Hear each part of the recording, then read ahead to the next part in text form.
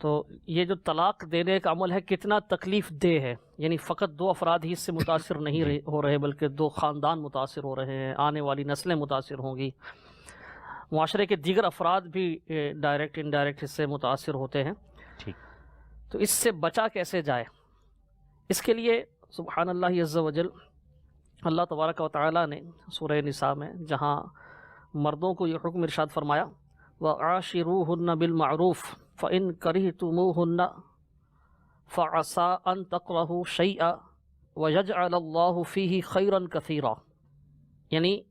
عورتوں کے ساتھ اچھا برتاؤ کرو، پھر اگر وہ تمہیں پسند نہ آئیں تو قریب ہے کہ کوئی چیز تمہیں پسند نہ ہو، تم اس سے کراہت کر رہے ہو، اور اللہ تعالیٰ نے اس میں کثیر بھلائی رکھی ہو، سبحان اللہ، اللہ تعالیٰ نے اسے خیر کثیر بنایا ہو۔ یعنی ہم نہیں جانتے کہ جو ہمیں ملا ہے، ہمیں لگتا ہے کہ یہ چیز نہیں، ہمیں وہ چیز ملنی چاہیے تھی، ہمیں یعنی مثلا شادی کے حوالے سے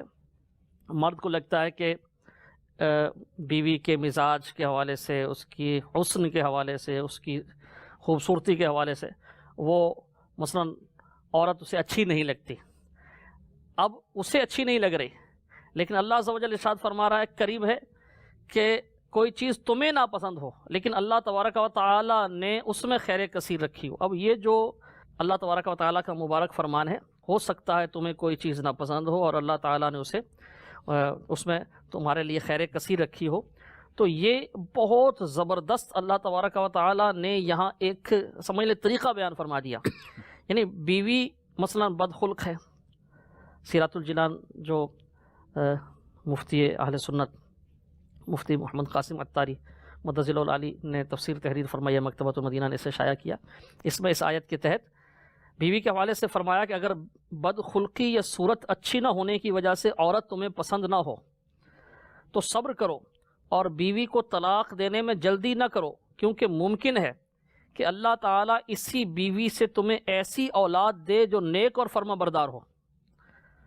بڑھاپے کی بے کسی میں تمہارا سہارا بنے۔ ہم بظاہر سمجھتے ہیں کہ یہ میرے لیے ٹھیک نہیں ہے، یعنی خوبصورت نہیں ہے مثلا، اب اللہ تبارک و تعالیٰ اس کے ذریعے فرما بردار اولاد دے دے، خیر کثیر رکھی، ایسی اولاد جو آنکھوں کی ٹھنڈک بنے، آگے چل کے ایسی اولاد ملے جو یعنی ترقی کا ذریعہ بنے، خدمت کرے، فخر کا ذریعہ بنے، اولاد دنیا میں آگے بڑھے گی۔ ظاہر ہے اولاد اگر نیک ہوتی ہے، اولاد اچھی ہوتی ہے، یہ دنیاوی لحاظ سے اولاد آگے بڑھتی ہے تو اس میں والدین کے لیے فخر کا باعث ہوتا ہے۔ تو آج ہمیں بالفرض لگتا ہے، کسی کو یہ لگتا ہے کہ اس کی بیوی کے خلق کے لحاظ سے یا صورت کے لحاظ سے اچھی نہیں ہے، تو اللہ تبارک و تعالیٰ نے اس میں خیر کثیر رکھی ہو، یعنی اس کے ذریعے ایسی اولاد ملنے والی ہو جو اس کے لیے نیک نامی کا سبب بن جائے، سبحان اللہ، اس کے لیے دنیا میں برکت کا ذریعہ بن جائے، اس کے لیے آخرت میں نجات کا ذریعہ بن جائے۔ تو ہمیں لگ رہا ہے کہ یہ ٹھیک نہیں ہے، لیکن اللہ تعالیٰ نے اس میں خیر کثیر رکھی ہے، تو ہم اللہ تبارک و تعالیٰ کی رضا پر راضی رہتے ہوئے صبر کر لیں، تو اس میں اللہ تبارک و تعالیٰ ہمیں وہ عطا کر دے، اس سے وہ چیز دے دے جو دوسری سے نہیں ملے گی۔ مثلا بیوی خوبصورت تو ہے لیکن ہے بدخلق، یعنی اس کی زبان سے تکلیف ہے، خوبصورت تو ہے لیکن وہ بچوں کا خیال نہیں رکھتی،